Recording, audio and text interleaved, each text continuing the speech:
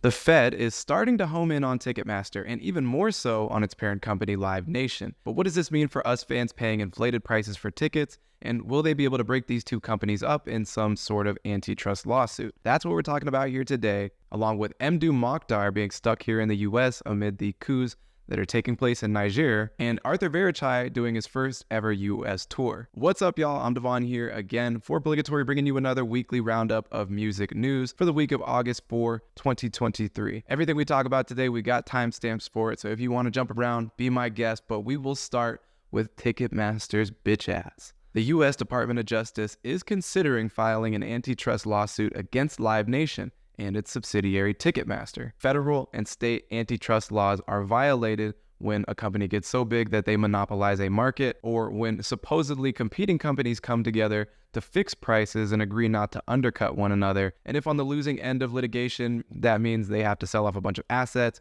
or pay a huge fine, or split their company up into smaller companies. So those are the stakes at play here for Ticketmaster, Live Nation, and for the Fed. Ticketmaster has really only brought more attention and more ire upon itself from fans, competing companies, and now even political figures since their merger with Live Nation in 2010. So if we're also against Ticketmaster pretty much, why are they still out here doing what they're doing? It's important to emphasize that the DOJ is only in the stage of considering a lawsuit against Live Nation, meaning they could ultimately decide against pursuing the lawsuit for a variety of reasons. This is a real possibility considering the resources available to them at this time.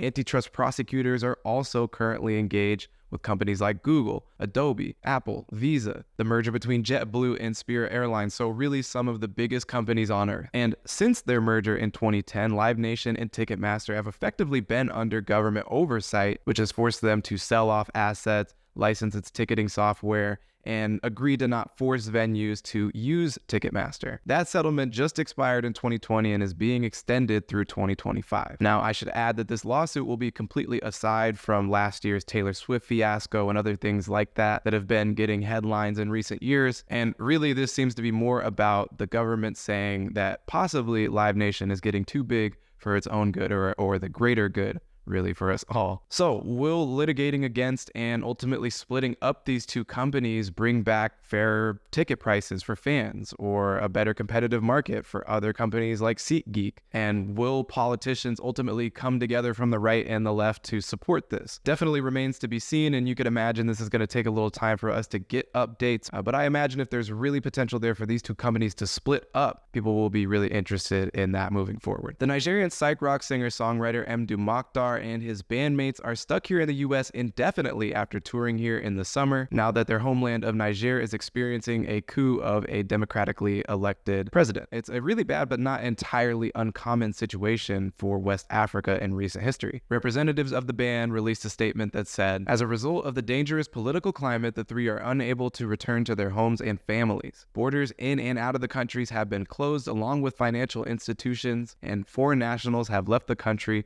on emergency flights in fear of imminent civil war." The better news is that a GoFundMe has been started for the band, and at the time of recording this video, they have nearly reached their $100,000 goal from over 2,000 donations. Matador Records, who released their 2021 album Afrique Victime, and Jack White of the White Stripes came in with some of the largest donations made. Mdou Moctar opened for Jack White for 3 nights in Paris last year in 2022, for context. If you want to send your support or your dollars directly to them, you still can via their GoFundMe. Any money that goes above their goal will go to their extended family members who are currently being affected by the upheaval. And if you can't manage a monetary donation, then I suggest you spin their latest album, Afrique Victime, because it really expresses itself on these very socio-political themes that play deeply into the unrest that is currently taking place. And of course, peace to Mdou Moctar, his bandmates, their families, Niger, and West Africa. Brazilian composer Arthur Verocai, whose 1972 self-titled debut album has since become a cult classic bordering on outright legendary status, has announced he'll be doing his first ever US tour with the support of a 30-piece orchestra. Fans in attendance will get to hear the performance of his full 1972 self-titled debut. If you didn't already know, part of the fanfare around Arthur's debut album are the numerous sample placements it has seen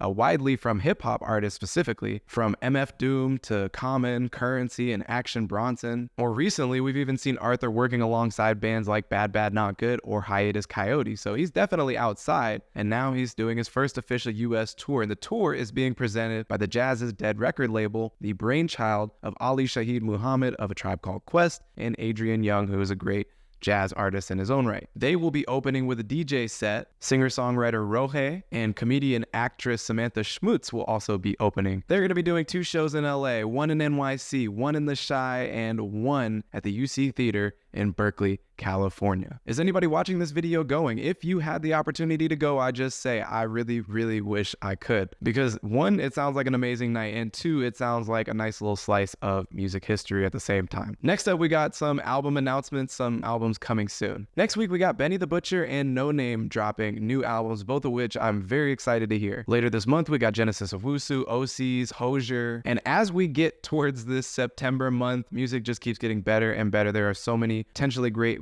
records that are going to drop, along with the newer announcement of a Spirit of the Beehive EP coming soon called I'm So Lucky. A lot of great music coming, a lot of great music we're looking forward to covering, and we do this news show every single week, so please come back and listen to some more stuff next week. If you learned anything or I put you up on something you didn't already know or you just liked hearing me talk, hitting the like button is a great way to support the channel. If you want to keep tabs on us, because we do drop videos every week, then a subscription is probably the best way to do that. But that's going to be it for me. Again, I'm Devon here for Obligatory, doing a weekly music news show. And thank you again for watching the news show every week if you have been. We'll be back again, of course, next week. So until then, holla.